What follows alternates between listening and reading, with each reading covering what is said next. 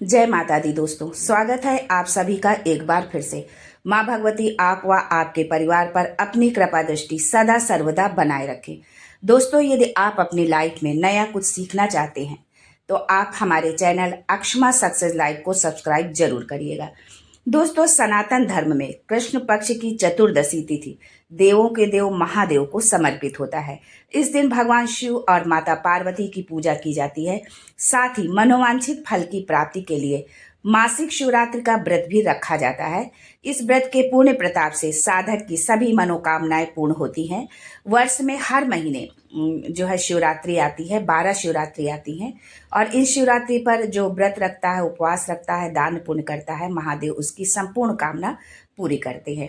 दोस्तों, आज हम आप लोगों को अपने गुरुजी पंडित प्रदीप मिश्रा जी द्वारा बताए गए कुछ उपायों के बारे में बताएंगे।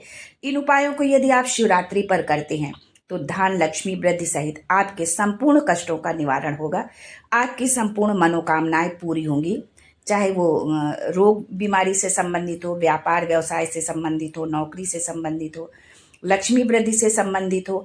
कोई भी यदि आपके जीवन में जैसे भी जिस प्रकार की भी समस्या, उन सारी समस्याओं का जो है निदान इन उपायों में छुपा हुआ है। आप इन उपायों को करें और अपने जीवन के कष्टों से मुक्ति पाएं। महादेव आपकी कामना पूर्ण करे।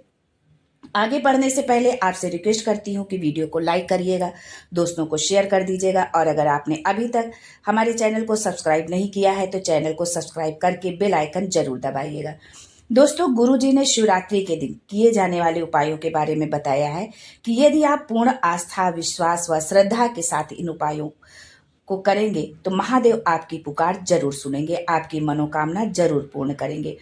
दोस्तों, शिवरात्रि के दिन अपने मन की अभिलाषा रखकर आपको जो चाहिए जो है उस इच्छा को रख करके मन में एक काली मिर्ची और काले तिल के 7 दाने हथेली में रखकर मन से अपने मन की बात जो है कहकर, अपने मन में जो भी आपकी इच्छा हो, कामना, उसको अपने मन में आपको कहना है और वो कहकर शंकर भगवान के शिवलिंग पर आपको उसको चढ़ा देना है। काली मिर्ची और 7 एक काली मिर्ची लेनी है और 7 दाने जो है काले तिल के आपको हथेली पर रखकर शिवलिंग पर आपको समर्पित करना है। हर महीने शिवरात्रि आती है, इस शिवरात्रि पर चढ़ाएंगे तो अगले महीने की शिवरात्रि जब आएगी तो आपकी मनोकामना पूरी हो जाएगी। एक काली मिर्ची और 7 तिल के दाने बस लेने हैं। बहुत छोटा सा उपाय है, आप इस उपाय को जरूर करें और अपने जीवन में जो भी आपके कष्ट है, जो भी परेशानी है, उनसे आप मुक्ति पाएं। दूसरा उपाय गुरुजी ने बताया कि जिसके घर में क्लेश बहुत रहता हो, बहुत लड़ाई झगड़े होते हो, सास बहू के झगड़े होते हो, न सास सुनने को तैयार न बहू सुनने को तैयार, और हमारे भाइयों की आफत, चाहे भाई भाई का झगड़ा हो, सास बहू का झगड़ा हो, कुछ आपको इसमें इस उपाय में ज़्यादा नहीं करना है। बस गेहूं की जो बाली होती है, उस गेहूं की बाली को आप तोड़िए, 7 बाली तोड़कर अपने घर में चारों तरफ घुमाकर जो है अपने घर का नाम और गोत्र बोलकर जो है भगवान शंकर को समर्पित कर दीजिए। कभी भी सास बहू का झगड़ा नहीं होगा जो है। और ये उपाय आपको शिवरात्रि के दिन ही करना है, कभी क्लेश नहीं होगा, घर में आपके हमेशा शांति और प्रेम सद्भावना बनी रहेगी। दोस्तों, अगला उपाय गुरुजी ने बताया है कि शिवरात्रि के दिन रात के 12 बजे भगवान शिव पर धतूरा आपको चढ़ाना है। समय का विशेष ख्याल रखना है, रात्रि के 12 बजे ही इस उपाय को आपको करना है। आधे घंटे तक धतूरा चढ़ा रहने दें। जब आप धतूरा चढ़ाएं 12 बजे तो आधे घंटे तक जो है धतूरा चढ़ा रहने दें शिवलिंग पर और आप श्री शिवाय नमस्तुभ्यम का तब तक आप जाप करते रहें। जिस मंदिर में जहाँ शिवलिंग पर आपने धतूरा चढ़ाया है उस मंदिर के बाहर बैठ करके आपको जाप करना है। मान लीजिए आपकी दुकान नहीं चलती है, लक्ष्मी आपके घर में आती तो है, बहुत आती है, लेकिन वो टिकती नहीं है, या कोई आपका खेत है जिसमें फसल अच्छी नहीं हो रही है, संपदा नहीं आ रही है, तो बस उस धतूरे को लाल वस्त्र में बांधकर अपनी दुकान में, व्यापार में, घर में आपको रात के 12:30 बजे उठा करके आपको लाना है और 4 बजे से पहले उसे अपने दुकान, व्यापार, व्यवसाय, घर में आपको उसे बांध देना है। जो जमीन में, जिस खेत में आपके फसल अच्छी नहीं मिल रही है, जो है फसल अच्छी नहीं हो रही उस खेत में, उसे ले जाकर आपको, उस धतूरे को ले जा करके उस खेत की जमीन में आपको गाड़ना है। आपको जीवन में कभी भी तकलीफ नहीं भोगनी पड़ेगी, कभी भी कष्ट नहीं भोगना पड़ेगा और लक्ष्मी जो है आपकी बढ़ती चली जाएगी। अगला उपाय गुरुजी ने बताया कि जो व्यक्ति ज़्यादा बीमार रहता हो, बीमारी घेरे रहती हो, परेशान रहता हो, तो जो है शिवलिंग पर आपको बेर चढ़ाना है। 7 बेर आपको लेने हैं और 7 बेर को लेकर अपने ऊपर से घुमाकर दोपहर के 12 बजे शंकर भगवान के शिवलिंग पर उस बेर को आप चढ़ा दीजिए। 7 बेर लेकर के आपका जो है रोग, आपकी बीमारी मात्र 3 महीने के अंदर समाप्त हो जाएगी। शिवरात्रि पर बेर चढ़ाने का बड़ा महत्व होता है। जो बड़ी शिवरात्रि होती है, फाल्गुन मास में आती है, उस शिवरात्रि में अभी इस समय तो बेर उपलब्ध नहीं होंगे, और यदि मान लो किसी को मिल भी जाते हैं तो वो आप ये इस उपाय को जरूर करें। शिवरात्रि पर चढ़ा हुआ बेर उठाकर ले आइए और उस बेर को उठाकर आप रख लीजिए। जो आपने बेर चढ़ाए हैं उस बेर को उठा करके ले आइए और रख लीजिए। मान लीजिए कि किसी को उदर से संबंधित यदि कोई तकलीफ है, पेट से जुड़ी कोई तकलीफ रहती है, कोई भी प्रॉब्लम है पेट से जुड़ी हुई, डॉक्टर की दवाई चल रही है फिर भी आराम नहीं हो रहा है, दवा के साथ आप इस उपाय को भी करें, आपको जरूर आराम मिलेगा। वो बेर जो आप उठा करके लाए हैं, वो बेर उस जो रोगीला व्यक्ति है, जिस व्यक्ति को रोग है, उस व्यक्ति को आप खिला दीजिए। आधे घंटे के अंदर आप देखेंगे कि उसको आराम हो जाएगा। दर्द है या और कोई दिक्कत है पेट से संबंधित, बेर में इतनी प्रबलता आ जाती है जब वो उस बेर को शिवलिंग पर हम जब समर्पित करते हैं शिवरात्रि के दिन, तो उस बेर में इतनी प्रबलता आ जाती है कि वो बड़ी से बड़ी बीमारी को जो है सही करने में समर्थ होता है। अगला उपाय गुरुजी ने बताया कि यदि मान लीजिए आपका व्यापार व्यवसाय नहीं चल रहा है, जीवन में बहुत संकट हो, तो शिवरात्रि के दिन धतूरे को आप हल्दी में डुबोकर, आपको एक धतूरा लेना है, उसको हल्दी में डुबोना है और रात के 12 बजे शंकर जी के शिवलिंग पर आपको उसे समर्पित कर देना है। उस धतूरे को वापस आप उठा लाएं 5-10 मिनट के बाद, 5-10 मिनट चढ़ा रहने दें और उसके बाद उसको आप उठा करके ले आएं। श्री शिवाय नमस्तुभ्यम बोलकर लाल कपड़े में उसको बांध कर व्यापार वाली जगह में बांध दिया जाए, तो व्यापार पीछे नहीं हटता है, आगे बढ़ता ही जाता है।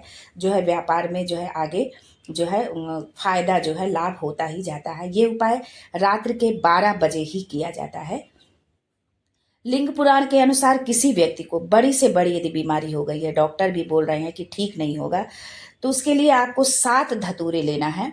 किसी भी शिवरात्रि के दिन एक धतूरे में मौली लपेटकर, जिसको हम कलावा भी बोलते हैं, एक धतूरे में जो है आपको मौली लपेटना है और चंद्रमौली भगवान का स्मरण कर, जो भगवान शंकर जी का सबसे सुंदर रूप है चंद्रमौली, उस रूप का स्मरण करते हुए मौली लपेटना है। और जो 6 धतूरे हैं उनमें हल्दी लगाकर शंकर भगवान की जलाधारी, जहाँ शिवलिंग, मान लीजिए जो शिवलिंग रखा हुआ है तो वो पार्वती जी के हस्त कमल पर है, दाहिने भाग में उसके गणेश जी का स्थान होता है, बाएं भाग में कार्तिकेय जी का स्थान होता है, और जलाधारी के सामने एक मोटी सी लाइन होती है, कहीं कहीं सांप जैसी आकृति बनी होती है।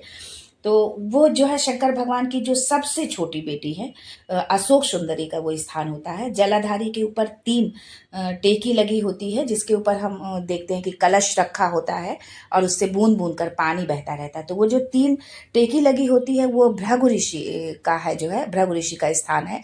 और ऊपर जो कलश है जिसमें पानी भरा जाता है, वो पानी जो बूंद बूंद गिरता है वो शंकर भगवान के 5 लड़कियों का स्थान है, जया, विषहरा, सांबली बारी, दोतली और देव।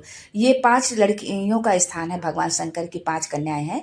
शंकर भगवान का संपूर्ण परिवार जहाँ से जल गिरने के लिए नीचे जाता है, बिल्कुल जहाँ से उनकी जलारी से जल नीचे गिरता है, उस स्थान पर भगवान शंकर के गणों का स्थान होता है। जो भगवान शंकर के गण हैं उनका स्थान होता है।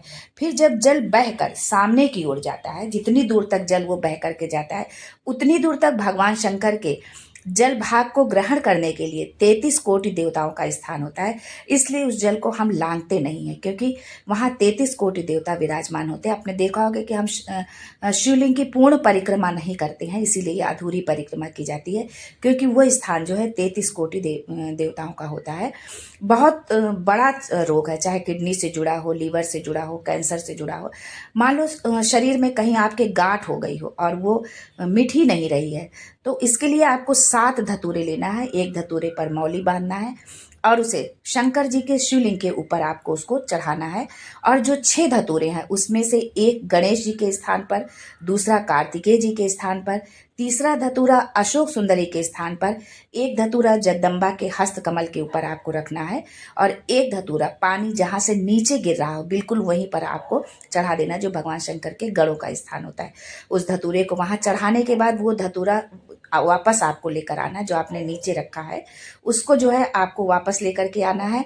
अवधूतेश्वर महादेव का नाम लेकर या चंपेश्वर महादेव का नाम लेकर उस धतूरे को बीमार व्यक्ति का स्पर्श करा के उसको स्पर्श कराना है और बेलपत्री के वृक्ष के नीचे उसको पटक देना है, रख देना है। धीरे धीरे रोग में जो है आप देखेंगे कि आराम मिलना उस व्यक्ति को शुरू हो जाएगा। औषधियाँ धीरे धीरे समाप्त होने लगेंगी, गोलियां समाप्त होने लगेंगी और व्यक्ति जो है स्वस्थ होने लगता है। आज के लिए बस इतना ही दोस्तों, मिलते हैं अगले वीडियो में एक नई जानकारी के साथ। तब तक के लिए हर हर Mahadev and thanks for watching my video.